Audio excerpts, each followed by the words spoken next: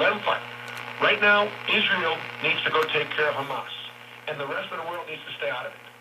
Needs to stay out of it. And the Biden administration needs to say to Iran, through their proxies in Lebanon, with Hezbollah. VP, maybe. I don't know. You got to tell me about that. But I like our team. Goal. I want to be consistent in giving. I want to have a reserve.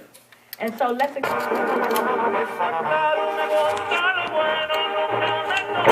eventually the world will change. I'll be patient.